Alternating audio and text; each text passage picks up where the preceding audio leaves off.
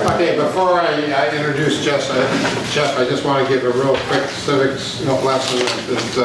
I gave one last week, but there's a few people that are new, and I want you to be educated. But there are, Wisconsin is divided into 33 Senate districts.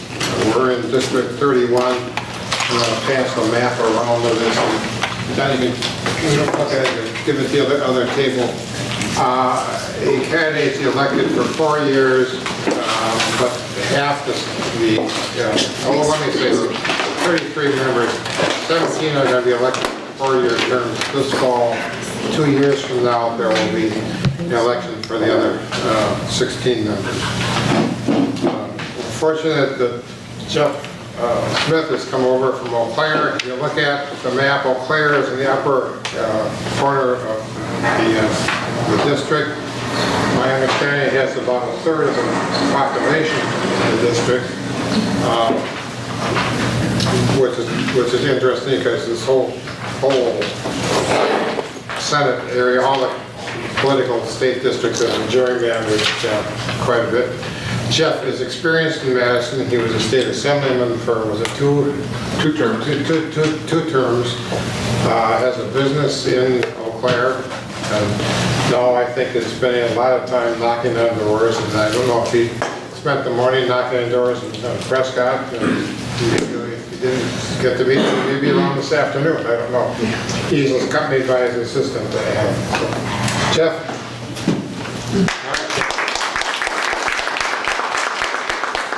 I appreciate being here. I'm a Kiwanian, or have been a Kiwanian myself in Eau Claire. I grew up in the city of Eau Claire, but I don't live in the city of Eau Claire. My first half of my life, and I don't like to say that because hopefully I have a lot more life ahead of me. So let's say the first third of my life, I lived in the city of Eau Claire, grew up there, graduated from North High School. My father had a small business, a window cleaning business. When I got out of high school, it was just him and I. Me on weekends since I was like 12 years old, and he suggested and said that he really needed me to keep working for him, which is what I did. So when he was ready to retire and I was about 30 years old, I bought the business from him. We were still just a two-man operation at the time, and I was able to build that business to be 22 employees during our peak seasons, which really put me in a position to be more involved in my community, which is I found to be my real calling. But it was all because of my wife. I always like, especially when she's not here, to throw her under the bus, because my wife's a teacher. And I know that most anyone who's had children in school or understand that teachers will constantly promote parental hands-on involvement in their kids' education, particularly in the classroom, volunteer in the classroom. The teachers can't do that, right? No, I don't think people really put that together, that for their own kids, they can't be in their own kids' classroom. So my wife told me, you can keep working 12 or 14 hours a day building your business.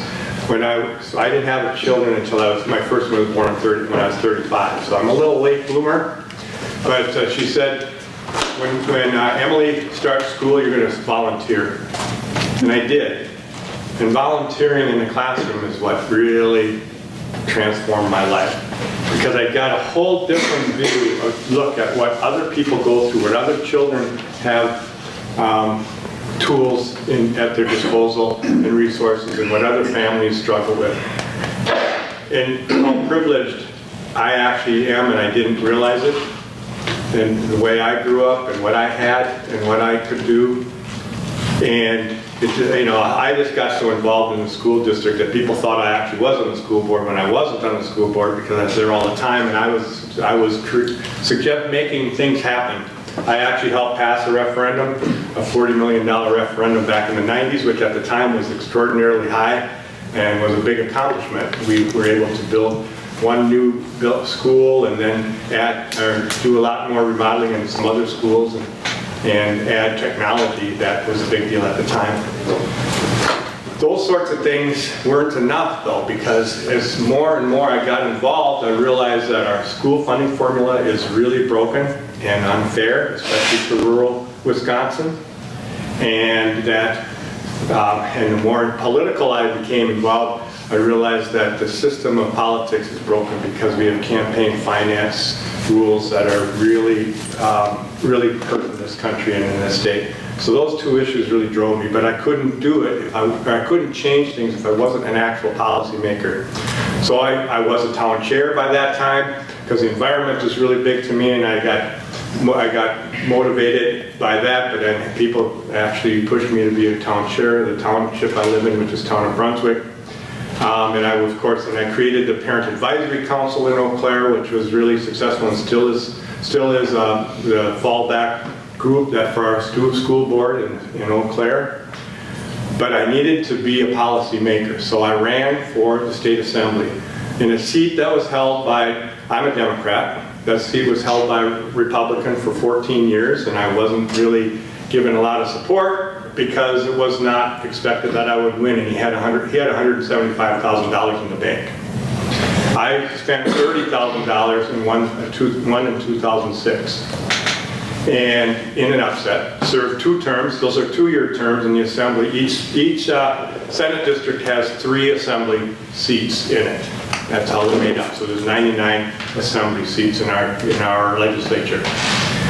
I served 2 terms. I proved myself, I think, as a leader, someone who is no nonsense, makes things happen. We had things, for instance, my first term, I realized puppy mills was something that was really taken over, I shouldn't say taken over, but was really a big problem in central Wisconsin, particularly in our area as well. But they couldn't get it done. They couldn't regulate dog breeders because there was so much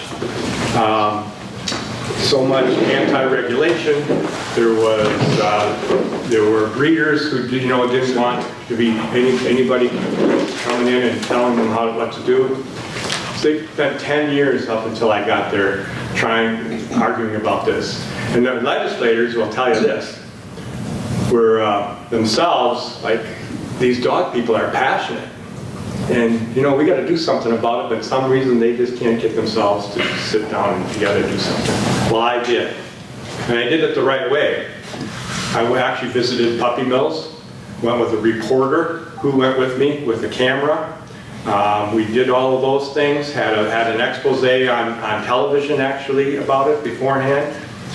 Became kind of an expert on what happens in those places, so that when I got down to Madison the next year, which was my second term, I was able to introduce a bill, got a lot of support. In fact, we passed it unanimously. And now we have this bill this law is still in effect, but unfortunately, elections have consequences, and in 2010 I lost my seat, and they defunded it basically, so we don't have inspectors out there but doing what we expect them to do. So that, once in a while, you still might hear about puppy mills being uncovered, but it is they're uncovered by private citizens, is the only chance we have. That's just an example, kind of a long story example, but that's what I have proven myself to be able to do, is take an issue that is somewhat controversial to people, not getting the attention it needs, not getting done because people can't get together, and I bring them together because you got to have this no-nonsense approach that, if we're going to get anything done, we got to do it together. Again, I mentioned that campaign finance reform was a big deal to me, and that's what I ran on, was that school funding. So I was on the education committee, but I chaired campaign and finance reform, election and campaign reform. And the reason that's important is back to the bringing people together. I really believe this is what I bring to the table again, as I run for Senate now, is that when I had a bill that I introduced or someone else introduced into my committee, it was the Republicans in my committee that I actually contacted and set up meetings with individually so that they knew what was coming rather than sneaking up on them. And I wanted their input, because if we're going to get something done, you got to do the work behind the scenes leading up to bringing something to the floor, and that's how you get things done.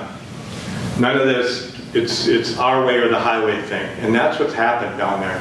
So I haven't been down there for 8 years, but I did become very familiar with Prescott because when they gerrymandered this, I used to represent the city of Eau Claire and then surrounding towns where I am, but then they gerrymandered the city of Eau Claire out. And as Franz mentions, the city of Eau Claire has a third of the population of this Senate district, but that they're also very Democratic. So they kind of clump that into one. They call that packing votes into one district, and then spread it. And then the rest of the assembly districts are spread out over all rural areas. Prescott's the largest municipality in the 93rd Assembly District now. And so I spent a lot of time in Prescott in 2012 trying to win this seat back. It's when I created my own method of getting attention, is having my big sign on my truck and inviting people to talk to me. But I also knock on a lot of doors. That's really the key. And Ann will tell you, Ann's my campaign manager, we've knocked on, so far this season, we've knocked on over 20,000 doors in this Senate district, because you gotta connect with people. You gotta connect with people firsthand. You gotta make a connection. You gotta build a relationship, and that leads to trust. And if you can't get trust from people, then you really are going to be lost. Right now, I don't think there's a lot of trust in our legislature or our elected officials, top to bottom. And we've got to change that, because government is important. Government is the only way we get things done, the only way we fund our local municipalities. So the last thing I'm going to say about that is that having been a town chair myself, it's near and dear to my heart with what legislators in Madison have been doing to our local elected officials and treating them like their election doesn't matter. There's been 128 bills passed in the last 8 years that have taken away the power of elected officials over the last 8 years. Every voter has power. And every elected official is elected by those same constituents, whether they're voting for Congress or legislature or town board. County boards, school boards, city councils, village boards, they're all elected by the same people. And they should be presented with the same respect and expected to be able to do certain things, whether it be raising taxes if they need to. They know when they need to do that. They know what the roads are like. That's mainly what they do. Or whether it even is policy to preserve our environment, where sand mining is involved, for instance, is a really good example, where our rivers and lakes and shorelines are involved. We know locally what works and what doesn't work. So I really am a big pusher for returning that power back to local officials and let them make decisions based on what their needs are and what their constituent needs are. So I appreciate you letting me come in and talk to you today. I am running for election. This will be my first term in the state senate. The seat opened up because Kathleen Weinhaut chose instead to run for governor.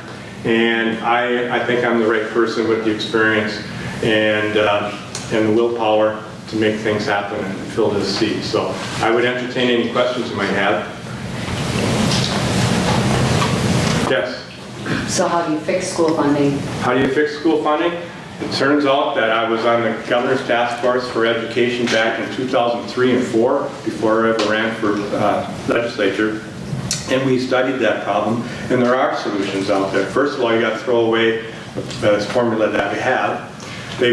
When they adopted this formula in 1993, they froze revenues and put revenue caps on school districts where they were in 1993. So if you had a district that was overspending at that time, they're still getting a lot of money.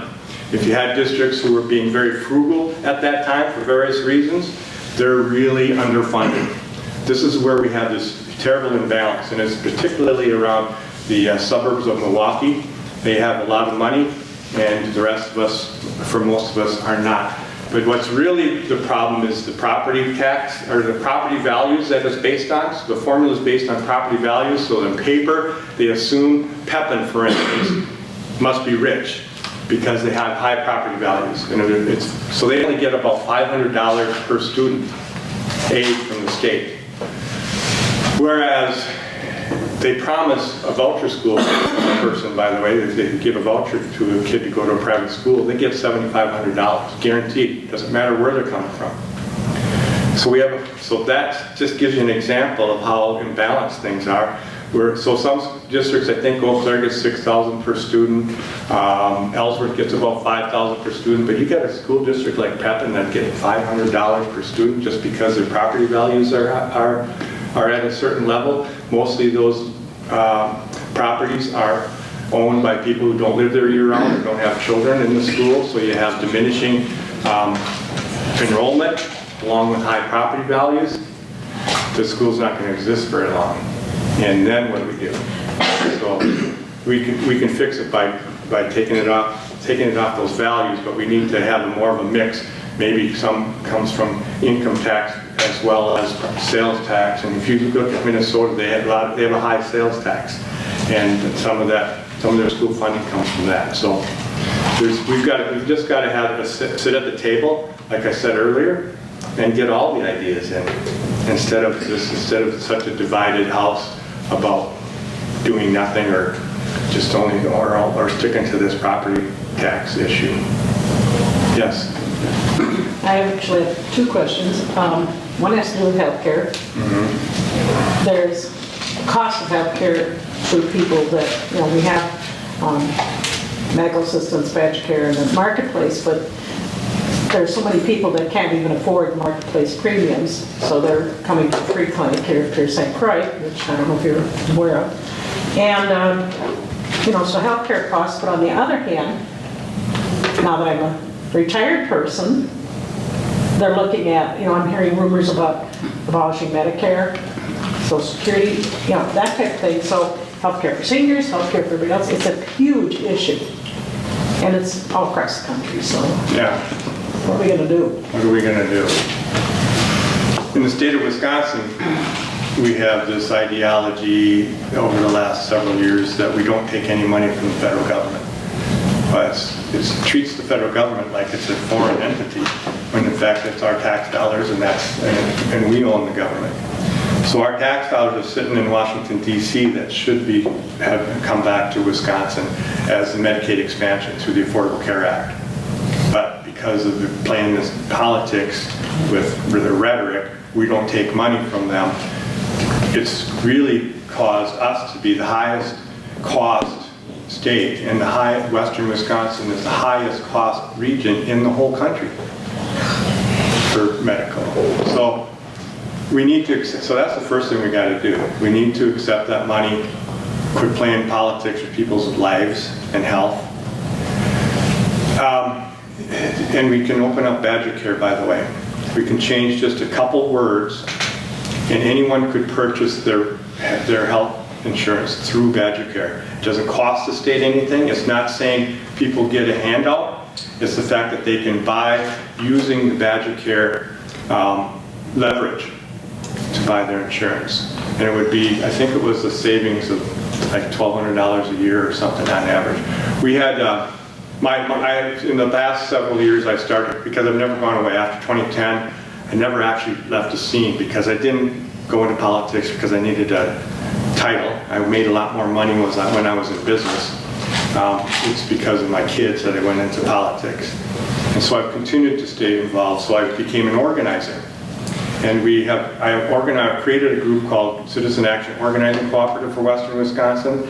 And this Citizen Action Organizing Cooperatives who introduced a bill, which is getting a lot of, you've even heard the governor candidates when they're in the primary, and now Tony Evers will talk about it too, that would change that law. So that we have just a couple words change in the Badger Care portion of statute, that would open that up. So that's another way. It takes us towards a step of a public option that we've talked about for so many years and then ignored. So it gives people more options. That's one possibility.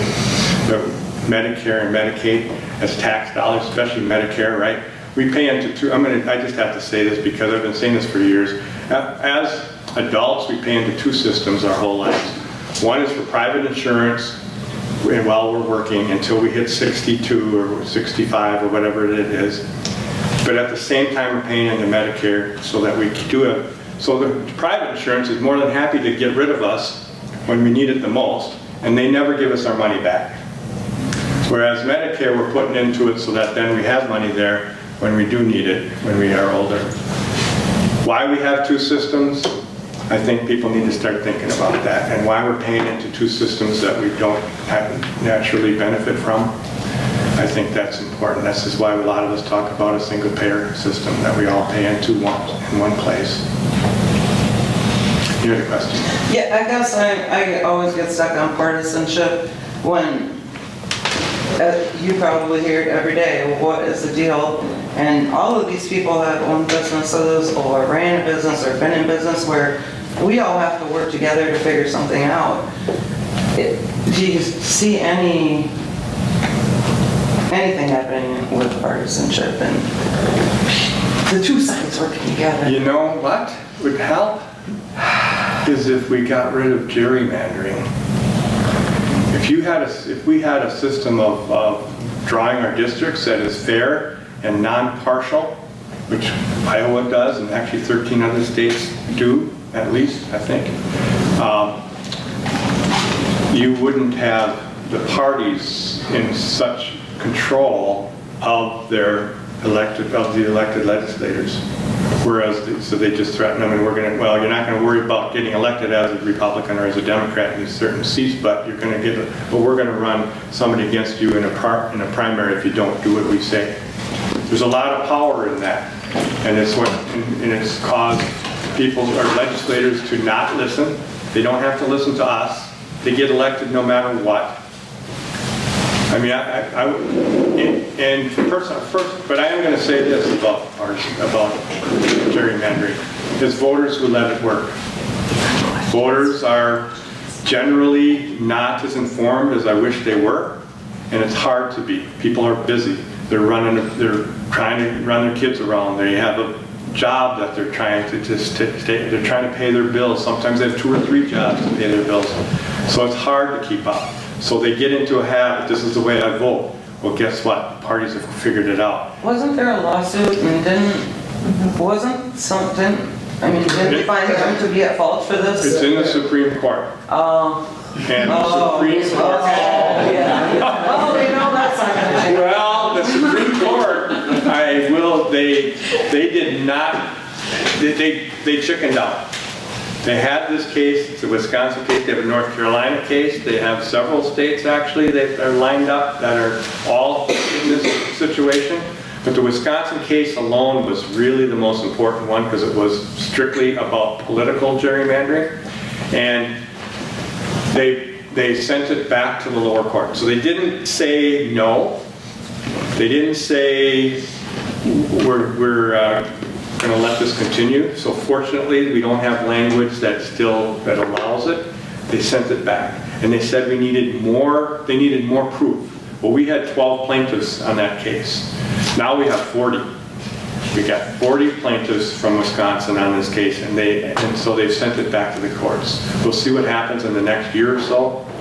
It's hard to say. The encouraging thing is that 2 of the conservative judges on the Supreme Court, we just heard this explained the other night, 2 of the conservative judges on the Supreme Court actually voted with the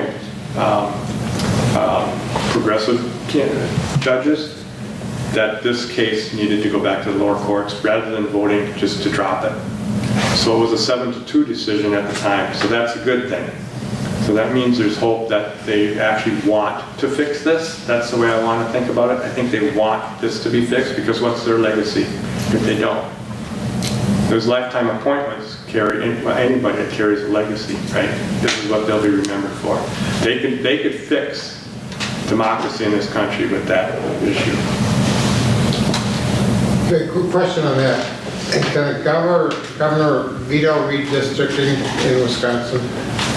Yes. So in our Constitution, and this is what the Republican Party, or the Republican leadership right now has been trying to argue, which is, I have my own views, maybe I'm a little partisan too, but they'll argue that it's in our Constitution that the legislature's duty is to determine the districts. But I'm saying this wrong, because the actual language, all it really says is that if the legislature actually votes on it. So you can have, like Iowa has the same thing, and Iowa just has a nonpartisan commission, creates the maps, presents it to the legislature, and then they have to vote on it. And so that said, yes, the governor always has the power to veto anything, including that, and they can do that. But in Iowa, that's been 35 years, something like that, they never do, because it would be suicide. You know, political suicide to go against when a nonpartisan commission comes up. But if you had a Democratic governor and a Republican House and Senate, the governor could veto. Well, that's what we're supposed to, and that's what democracy is about. You know, even a split legislature, a split Congress is usually a pretty good thing, because it forces them to have to come up with ideas or plans. Not that Congress does these days, but it's supposed to work that way, right? And so even if you have just the governor and both houses in one power, you still have that balance, supposedly. Checks and balances is what it's all about, right? Yes? I came in late, I don't know, is there a question posed to you on partisanship and what you can do to help alleviate that issue at the state level? Well, I did mention that when I chaired a committee, I always had meetings with the individual Republican members for every bill, because I needed to get their input. I wanted them to know that they could trust me. It was all when I gave my original spiel about trust. Building relationships and then getting in trust. That's how you get things done. You got to know who you can trust and who you can work with. And there are people on both sides of the aisle. And there are people on both sides of the aisle, including my side, that I wouldn't trust and wouldn't bother working with, because I know that they don't have the interest or the passion that I do. And that goes back to gerrymandering, or I should say, guaranteed seats. There's people who are lazy. You get into this for one of two reasons. It's an easy gig, or you really want to work. And too many people get into it because of the easy gig part, because they happen to live in a place where they can take a seat and never lose it. We need to get rid of that half of the equation and make them have to work for it. I also understand why would someone want to run for office, for any reason, right? I'm a little nuts. But especially if you're not guaranteed a job. You know, you could lose your job every 2 years or every 4 years, and then you had given up some sort of career to do that. So there's that, and I think people always have to keep that in mind, by the way, when they talk about term limits and when they talk about, you know, these things. We don't pay legislators, we pay Congress pretty well, but we don't pay legislators that much. And if you really want, and I don't want to talk about paying them more, but I'm just saying that's an example of 2 years and you could lose your job. You just gave up a job. And you have to, how are you going to get back into it? Nobody's going to hold a job for you for 2 years or 4 years or 8 years, not knowing when you're coming back. So it's all of those things. It's a democracy can be messy. Got another one for you. Yeah. What we seem to notice through the years in Wisconsin, with the way the taxes have gone, it seems as though there's a precedence put on easing the taxes for the businesses, especially lately, and also for the farmers. And when you need revenue to run the state, it's fallen on homeowners. We in Prescott, we really are tax heavy. This is a heavily taxed area. I apologize to my friends from Minnesota when we talk about taxes. What's your steps toward solution to that? Well, we definitely have chosen to put our eggs in one basket down in southeastern Wisconsin with Foxconn, right? So all of our tax credits that they come up with, they didn't have enough money to go back into schools. They didn't have enough money to fix our roads. They chose absolutely this past session, we're only going to borrow for roads. We're not going to put money into roads. It's shameful. It's just shameful. I mean, not only did Foxconn get this $4 billion package, they took almost $100 million out of our transportation budget and are fixing a road that leads to Illinois. or should I say leads from Illinois, so that the workers that are hired from Illinois get to Foxconn. $100 million. Imagine what we could do up here for our roads if we had some of that coming up here. You know, so it's, and I mentioned earlier about the local officials need more power. They absolutely need more power. Or return the power to local officials. But what they'd like to do is when they take it away and then they fix these formulas like the school funding formula, this is a perfect example, I've known this since before I ran for office, is that those cowardly legislators and politicians love to say, we don't raise your taxes, your property taxes. They do. It's those local officials. You know, we're going to protect you from them. You know, that's right. They do. That's exactly what they do. They're cowards. They're useless because they should be the ones to have to make those decisions if that's the way they want to act. Or let those elected officials actually make those decisions then. And in fact, so another example would be the automatic indexing for gas.